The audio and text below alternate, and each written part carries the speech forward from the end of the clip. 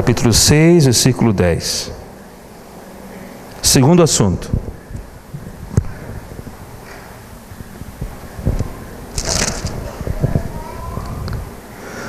Porque o amor do dinheiro é raiz de todos o quê? Os males. E alguns nessa o quê, gente? Nessa cobiça se desviaram de quê? Da fé. E a si mesmos se atormentaram com muitas dores. Você lembra de alguém que pela cobiça do dinheiro perdeu a sua fé? Sabe, esse outro assunto faz parte dos mandamentos. Eu nem quis ler o mandamento porque você já sabe, né? O mandamento diz o quê? Não cobiçarás a casa do teu próximo, a mulher do teu próximo, até o boi, nada. Vive com o que é teu, vive na tua, equilibrado no Senhor.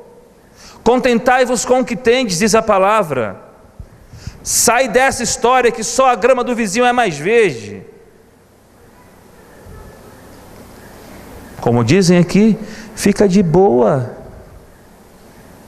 com aquilo que Deus te dá. Tenha um coração agradecido por aquilo que Deus vem fazendo com você. Esses dois elementos, vaidade e cobiça, eles podem se unir. E de vez em quando eles têm feito um certo estrago em algumas pessoas.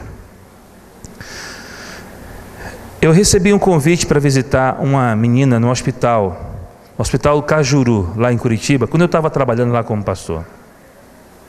E a irmã era uma jovem da igreja que falou: pastor, vai visitar minha irmã, ela está em tal lugar, eu não tenho tempo para falar agora, ela precisa de uma visita sua, ela quer uma visita sua. E eu fui fazer a visita. Ela não podia conversar muito tempo comigo no telefone. Nessa que eu fui fazer a visita, quando eu cheguei de frente para a menina, eu descobri que a menina não queria visita, e nem sabia que eu ia. E a irmã dela, que era da nossa fé, queria que o pastor fosse, só que a irmã não queria visita. Então ficou uma coisa assim meio chata, né? E eu tenho uma saída meio sem graça assim e tal, é bem sem graça, aí eu não tinha o que fazer mais, né? Eu só perguntei de onde ela era, ela falou, era catarinense, uma moça muito bonita. E o senhor é de onde? Eu falei, e olhando para minha cabeça, não sabe de onde eu sou?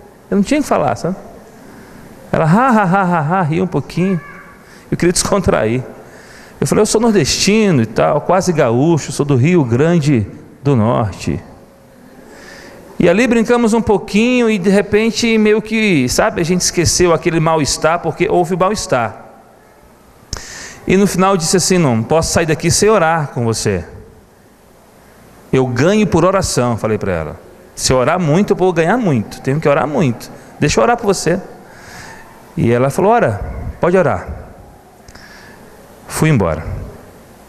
E aí o tempão passou, e um dia a irmã dela me ligou. Quando a irmã dela me ligou e falou para mim o quê? Pastor, vai lá no hospital. Eu falei: vou não, filha, de novo. Pastor, vai, por favor, é ela que está pedindo para o Senhor ir. Eu fui. Dessa vez realmente ela queria que eu fosse. A visita ficou meio embaçada e eu acabei não tomando informação de nada, já parti para fazer outra coisa. Na segunda visita que eu fiz, essa agora, é que eu fui tomar informação do quadro, da história dela. E quando eu cheguei, eu tomei um susto, porque a menina sumiu. Ela não tinha mais cabelos, ela estava muito encolhida naquela cama, ela sentia dor, a enfermeira realizava um procedimento, eu saí, fiquei esperando, e quando eu entrei, era uma cena muito chocante. Na verdade, a história dela me faz lembrar o que a vaidade e a cobiça juntos podem fazer com a pessoa, que não tem o temor do Senhor. Ela encontrou uma maneira fácil, que na cabeça dela era mais fácil e mais rápida para ela crescer. Ela era modelo. Fiquei sabendo isso também depois. E havia um rapaz que morava na Itália e no Brasil e na Itália, que transitava muito bem no meio e geralmente quem ficava com aquele cara, o pessoal, ele colocava as pessoas lá num esquema legal e a pessoa conseguia ter uma ascensão mais rápida. O rapaz tinha AIDS e o rapaz era super irresponsável. E foi simplesmente isso que aconteceu. E quando ela ficou sabendo, ele sumiu, né? Ainda acontece isso, viu, gente, por aí. E ela teve sérias complicações e naquele dia, eu não sabia ainda, né? Mas era o último dia da vida dela. Eu estava ali e logo depois ela iria morrer, gente. E quando eu fiquei do lado dela, ela não pediu, mas eu segurei na mão dela. O nome dela é Esther. E ela me contou essa história toda, muito arrependida. Tinha 22 anos de idade, muito arrependida. Eu tive que trabalhar o máximo que eu pude para tirar essa culpa dela, sabe? Ela tinha que tirar aquela culpa, porque ela se culpava muito por tudo que tinha acontecido. A família discriminou bastante e a gente estava ali naquela hora. O que fala para uma pessoa quando a pessoa está perto de morrer? Você já teve uma situação assim? Talvez já, no seu trabalho, talvez em alguma outra situação. Abre sua Bíblia no livro de Mateus, capítulo 6, versículo 33. Você já sabe de qual é esse texto. Mateus 6, 33.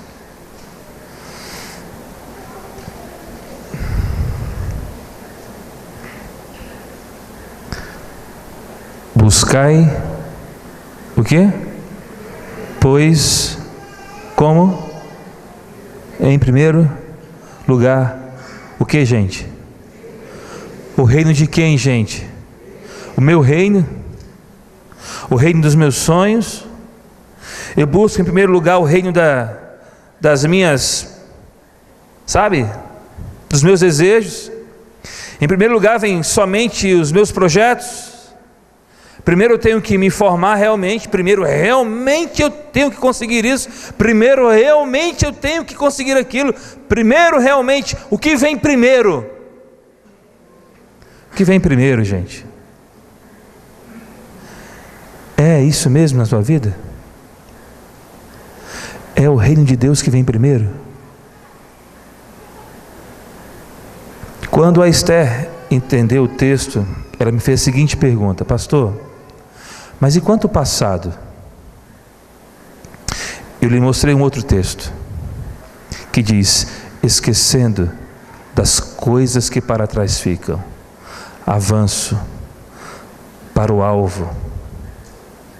Jesus não te convida aqui para você ficar curtindo o teu passado, lamentando as tuas quedas, as tuas dores. Ele te convida aqui toda noite para você entender assim: hoje você pode colocar em primeiro lugar o meu reino, e todas as coisas eu vou acrescentar em tua vida. Não pode ser a vaidade em primeiro lugar.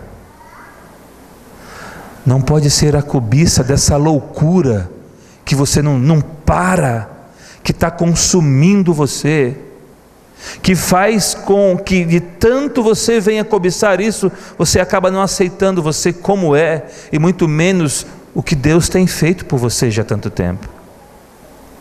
Buscai, pois, em primeiro lugar o reino de Deus, a sua justiça, e todas as coisas serão acrescentadas. E olhe, a vida é muito mais simples do que você imagina. A vida é muito mais simples do que você imagina. É muito mais simples do que... E eu não entendo como é tão simples assim. Eu não consigo expressar para você. No nosso final, foi mais ou menos assim. Esther, ela falou: pastor, deixa eu te falar uma coisa.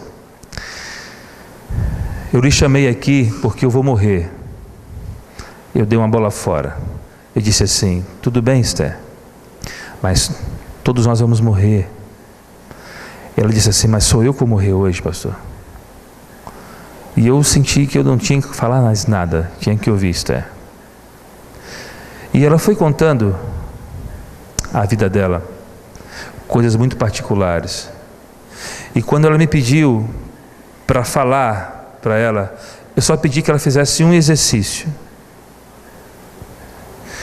Feche os seus olhos, Esther. Feche os seus olhos.